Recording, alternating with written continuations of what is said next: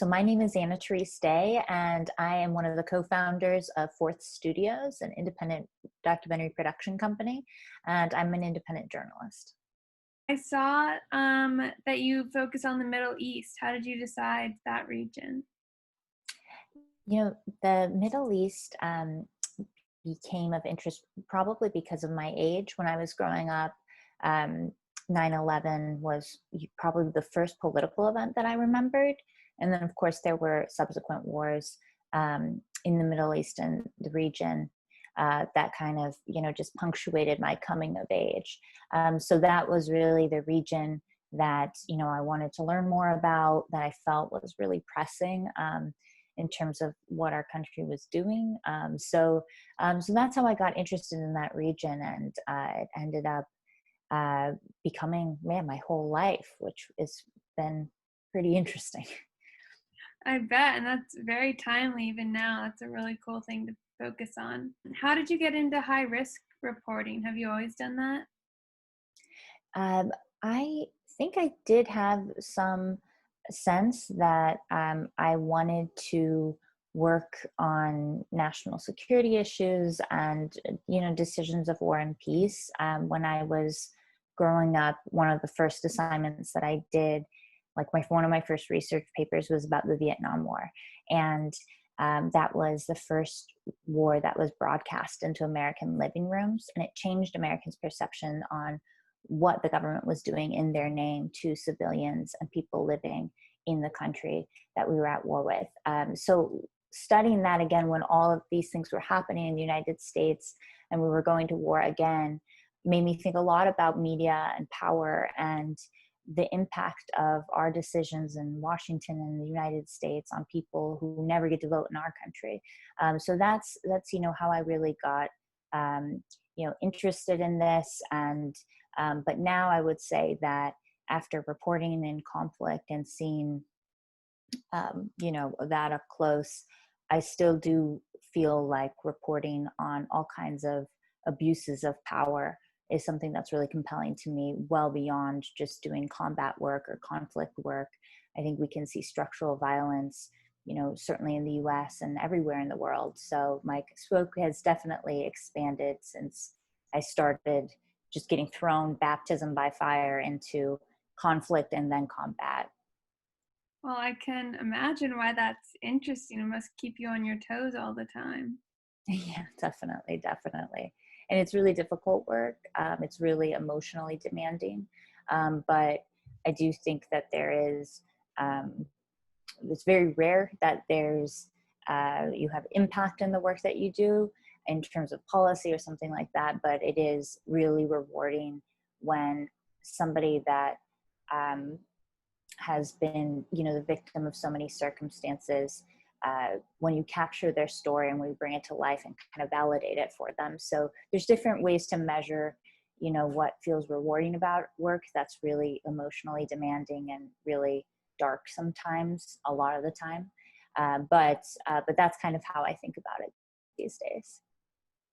Wow, well, that is incredible work you're doing.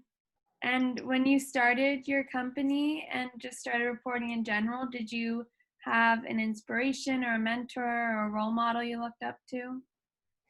I have so many mentors and role models, and some of them are just peers. And that's why I'm so excited that you are already building a community of girls, because I feel like I built a community of young women reporters who were kind of doing the same thing as me. And we all grew up together and we were each other's mentors and champions.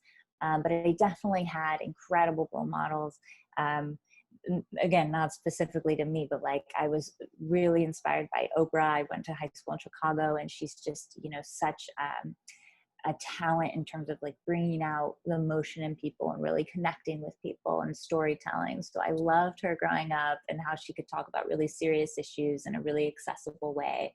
I just found her so inspiring. And then other journalists like Amy Goodman, she's an incredible progressive reporter, and Christine Amanpour, she's this incredible war, conflict, politics reporter. So there are definitely, by the time I was growing up, there were a lot of cool women working in media. Well, it sounds like your work is following in Oprah's footsteps a little bit. I would, I mean, that would be the ultimate goals, but What would you tell a girl who wants to start her own company or try entrepreneurship, but she feels too young or too inexperienced? you know, when I started out, my gender and youth were seen as weaknesses. They were used against me all the time. And so that was part of kind of like the entrepreneurial spirit of it. How do you turn what is a perceived weakness into a strength? And I found that with those two elements of my identity ended up being an asset for what I was covering. I was covering young people.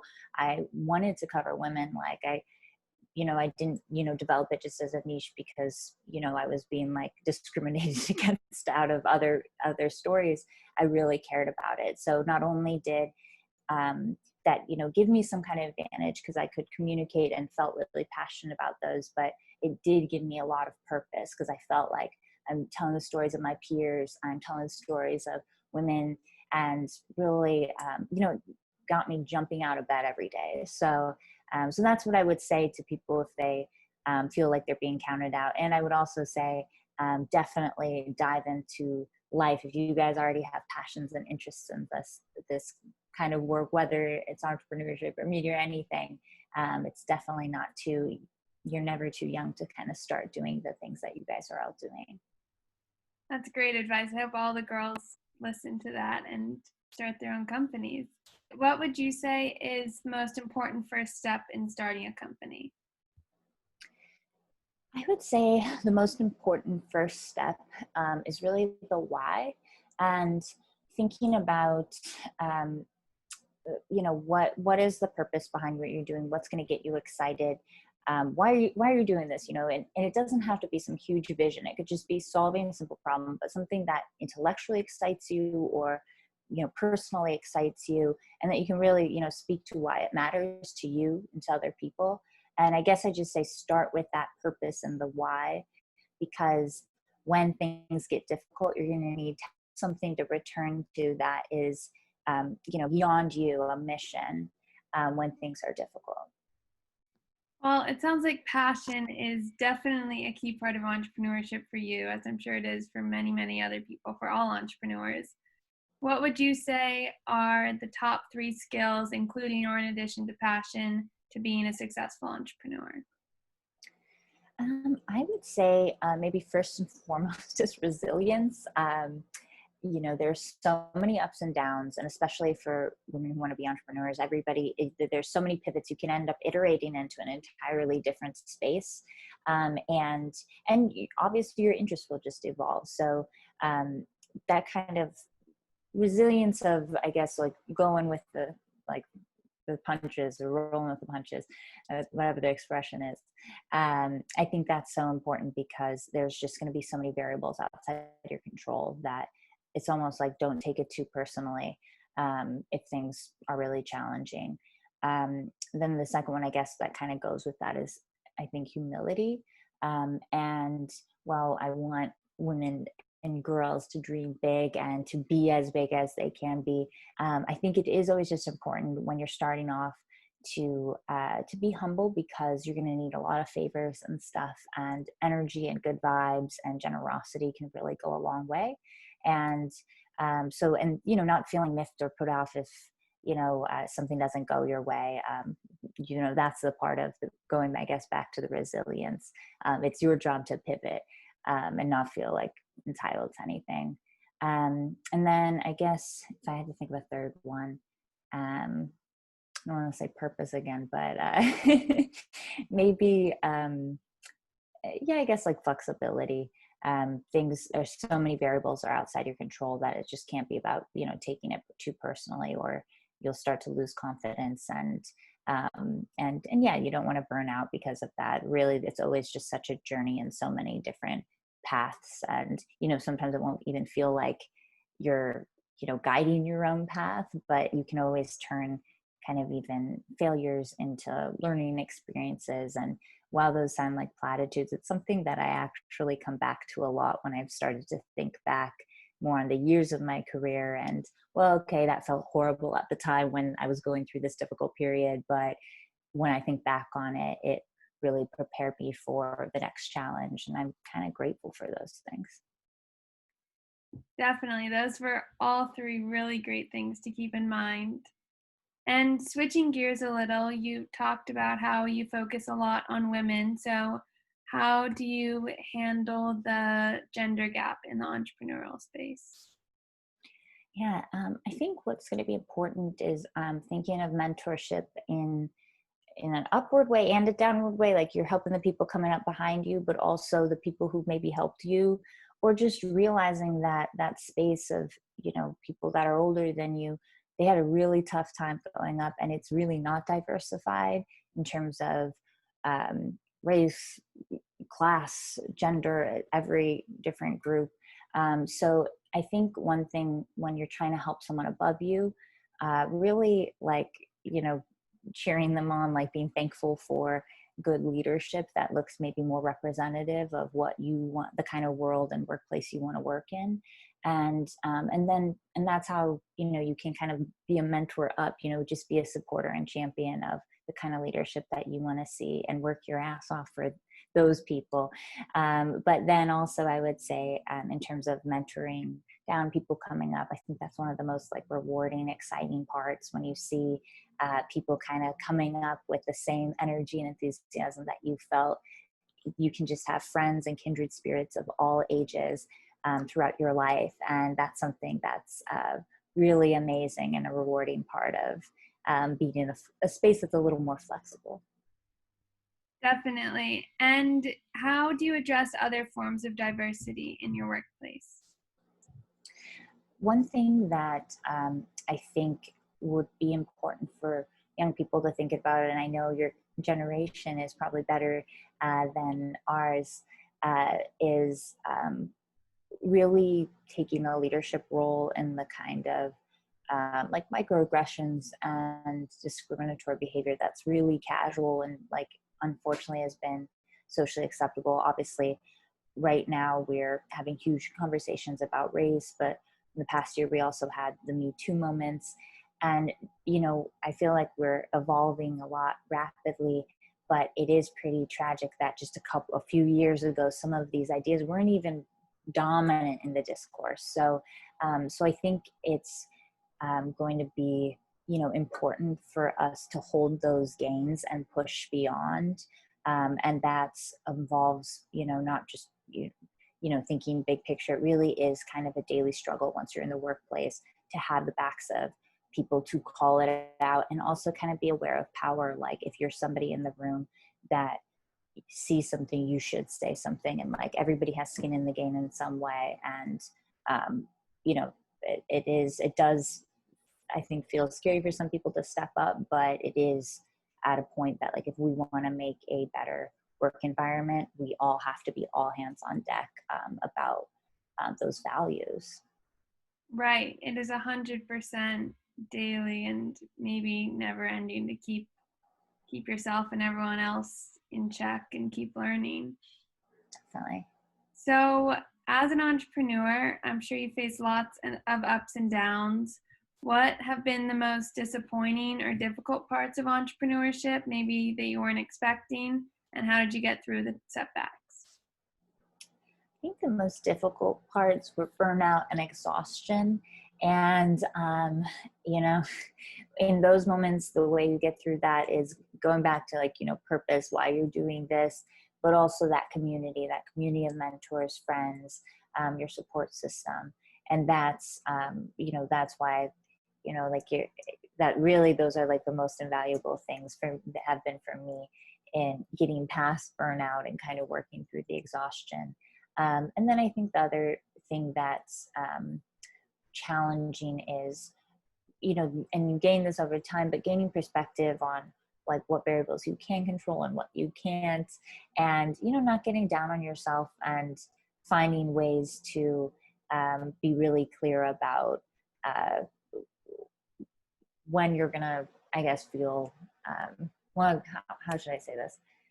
I guess maybe, just being more aware about what you can control and what you can't, and not beating yourself up over it when things are just, beyond the quality of your work. Definitely. I know I have. I think a lot of people learn that the hard way. So that's some great advice to have up front. Looking online and your LinkedIn, I saw your many, many awards and your film that was featured in the Cannes Film Festival. So, I mean, the question is, what has been your most satisfying moment in business? But are they those or other ones? It's interesting. That particular project was very different than a lot of the work that I've been doing covering conflict in the Middle East, but it wasn't about injustice in the United States and discrimination faced by the transgender community in America. And what we got a lot of recognition. It was one of the first like major accomplishments for our production company, and it felt very in line with like the kind of work that we want to do. But what was absolutely most exciting about that project was that it was used by the community that we were trying to advocate for, and they were able to use the storytelling that we did with people who were brave enough to step up and let us film them and tell their intimate stories, that their story was able to impact and give visibility to a community that's so discriminated against. So that was, I think those are absolutely the moments where you find that energy, because it does come back to that purpose. So we were so thrilled that we got this recognition, and it absolutely helped spread the message of the story. But the most meaningful part about that was definitely when the community that we were trying to give visibility to could actually use it for impact. I can imagine why. That is amazing, and it's good that it got to be shared. It was really rewarding. Lots more work to do on that front, but little victories for sure. So the last few questions are some quick fun ones. So the first one is, if you could travel back in time to when you founded your company and give yourself one piece of advice, what would it be? I guess be aware of pace, and again, that there are just some variables you can't control. And maybe in goal setting, I would say that always set up some goals that you can reach regardless of, if another client wants to buy your product, in our case that's films, or invest in our projects, we can't always control that. So set up goals not just for yourself but for your team that feel like we can accomplish them without all of that extra noise. I think that would help morale and help us feel like less dependent on external validation, which of course you need in a business and everything, but to keep everybody going when there are so many variables that are out of your control as an entrepreneur.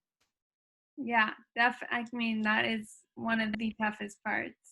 Do you like working as an independent reporter better or as a part of Fovrth? Is that how you pronounce it? So it's called Fovrth, because we put VR in there because we do a lot of VR filmmaking. Oh, And cool. yeah, it's been really cool. And that's kind of part of the iteration that we were talking about before. Like, I usually was working in journalism and TV, and then this new medium came along, and we definitely wanted to dive in and see what we could do with it. So, but to your question, if I prefer, I mean, Fovrth really came out of like necessity as the mother of invention. I love the colleagues that we started this company with. I collaborated with them in different capacities when I was working independently as a reporter. So it was truly like I felt that the work that I was doing would be better served if I could work with these very trusted colleagues with really complementary skills. So that's how Fovrth came to be, and why it feels just like a continuation and really complementary to the independent career that I have. Well, those both sound great and so fun. When you accomplish a big goal or maybe something like the Cannes Film Festival, how do you celebrate? Yeah, at the time, I think we were so shocked about that. I don't know. I think when we got into the film festivals, we just were like going through the motions like kids in a candy shop. It was like so surprising. But yeah, I would say that's one thing with entrepreneurship, if I were again to give advice to a young person, make sure you do stop and celebrate. I feel like a lot of our work, we've just been going and going, and it's hard to slow down. And it is kind of maybe like the end of the year or something, and we actually sit back and we're like, actually, we're always feeling like we're behind or we could be doing more. It's the end of the year, and it's like, actually, all of this happened. Like, this is amazing, and just kind of being reflective and having that like gratitude moments would, I think, be the best way to celebrate. We don't always do that, but we should do it more. I could not agree more. I think it takes a lot of people a while to learn. I'm sure some adults are still learning, so it's good to start early. And finally, can you share a funny story from your career? Sure. Well, this kind of speaks to this collision of stories and lives in my team and my career. But this team that I work with at Fovrth, we've worked all around the world together in really dangerous situations. And for the series on transgender Americans, it was like one of the first times we were working in the United States, and we actually were working in my home state of Idaho. So I was so thrilled to bring these guys who have traveled around the world with their best friends, their family, to my home state. And but we had to go to Montana, and the Rocky Mountains are in between. And I said, like, you're not going to believe the drive. Like, let's just drive. We'll go on a road trip. It'll save us money. We're a startup. We're trying to like save money, cut costs, and you're going to see the most beautiful place in the world, Boise, Idaho, and the mountains through to Missoula, Montana. And my whole family in Idaho was like, listen, like, it's kind of hardcore. Like, once you get in the mountains, it's like, it's beautiful, it's epic, but like, if there's any snow, it's really dangerous. And we're like, we've been everywhere together, like, we're good.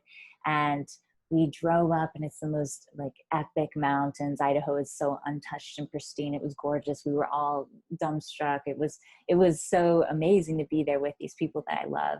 And then right as night fell, like, snow started falling. And then it was like signs for like danger, avalanche. We ended up driving, like, it was like maybe an hour left into Montana, and it took us hours because we were just inching through snow. And we're like, this is like startup moment. Never cut costs on something that could be dangerous. Not that we thought that would be dangerous after everything we've been through, but that was a moment when we got to the bottom and got into Montana. It was like, how did this end up being like one of the scariest situations we've all been in together? So yeah, never cut costs on things like that. But also, I mean, I don't know if there's a lesson from that other than it was just kind of absurd, and a wonderful experience of showing them my home turned into like one of our scariest experiences together. So that's my funny moment. Quality bonding time on top of it. Yeah. Thank you for sharing. And those are all my questions. Do you have anything else you want to say, or any last piece of advice you want to add? You shared a lot already. I'm just so excited for you all. And really, this is just great that you're already building community. And I just want to emphasize again that, people that I met when I was young are colleagues of mine now. And it's just really great that you guys are already building this community, and it can last your whole lives. Who knows? So I'm excited for you all that you're starting early. Well, thank you so much for taking the time for our interview. I'm so glad we got to talk. Your career is endlessly interesting. I can't wait to see what you guys do next.